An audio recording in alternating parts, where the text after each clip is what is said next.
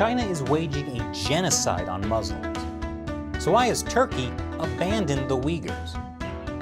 It could be a big investment from China.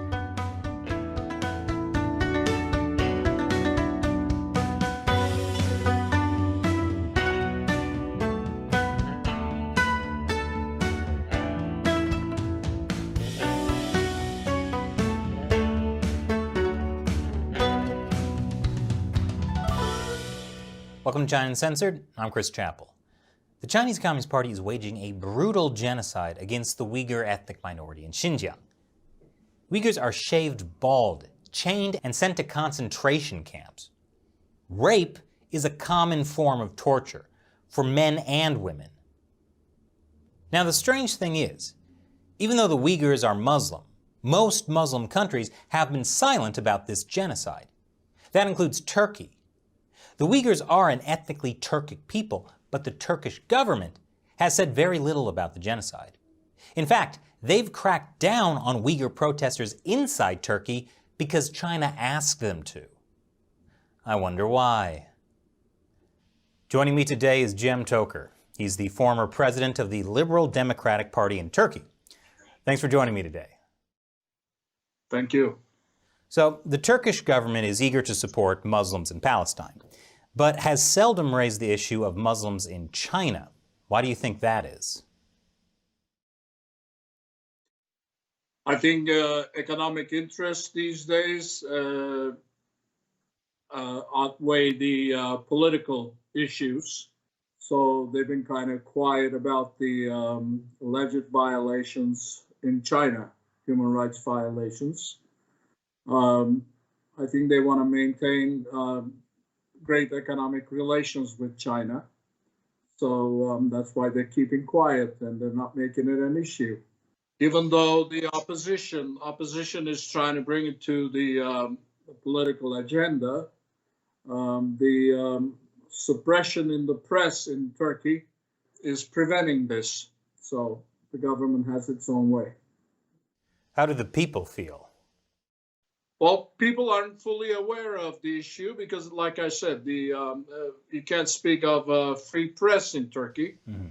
So there are some efforts from the opposition. For example, they brought the issue to the parliament for investigative resolution as to what's going on to the Uyghurs. But it was rejected by the so-called nationalist coalition. But the public opinion paid very little attention to it because they're not aware of this, and it doesn't stay on the agenda too long. Well, in 2017, Turkey's foreign minister said, "We see China's security equivalent to our own country's security," and promised to crack down on activities in Turkey that could harm China. What kind of action has the Turkish government taken domestically to crush anti-China dissent in Turkey?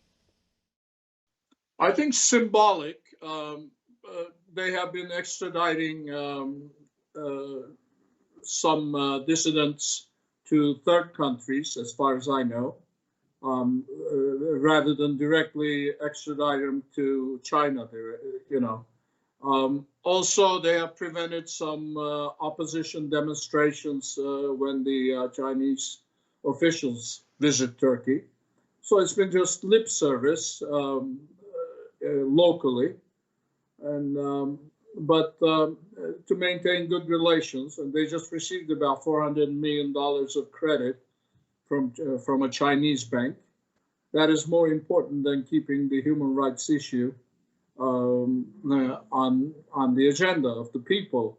As you know, 39 nations signed a declaration condemning Chinese actions in Xinjiang, but Turkey wasn't one of them, even though it was many Muslim nations signed the declaration in the United Nations. Yeah, that seems strange to me because the Uyghurs are a Turkic people. True. If Turkey was at least halfway democratic country, the opposition would make this an issue. But opposition's power is limited also to bring issues to the agenda. So it's open field for the government what to bring to the agenda, what to avoid, and what to bring to people's attention. So they dictate what's going to be on the agenda, not the opposition. So the Chinese Communist Party is obviously putting a lot of money into Turkey's economy. What kind of political influence does that buy? So far, I don't see any. But the political influence of China will depend on the relations between Turkey and NATO, Turkey and the United States. The upcoming rulings on sanctions on Turkey due to S-400 missiles, or the banking scandal, the trial that's still going on in New York. So the outcome of those issues will kind of determine the political relations, which way they will go between China and Turkey. Is that why Turkey seems to be shifting alliances from the U.S. to China? I don't know if Turkey is shifting alliances or just seems to be shifting alliances, or just a bluff. Like I said, they're waiting for the outcome of those issues, and Erdogan was making statements, very positive statements regarding the relations with Turkey and the United States. So in the next few months, we will know which way the Turkish-U.S. relations are headed. Then we can take a more clear look on Turkish-Chinese relations. Well, how have Turkey-China relations changed since COVID-19? Well, regarding COVID-19, the issue was all around vaccines, and there are rumors in the public and in the press that China did not keep its promise to deliver as many vaccines as they would have, due to the extradition of some opponents and an extradition agreement. And that hasn't been ratified by the Turkish parliament yet. So I think it has become a political game rather than a public health issue. So then Turkey shifted to the West, to other alternative vaccination sources.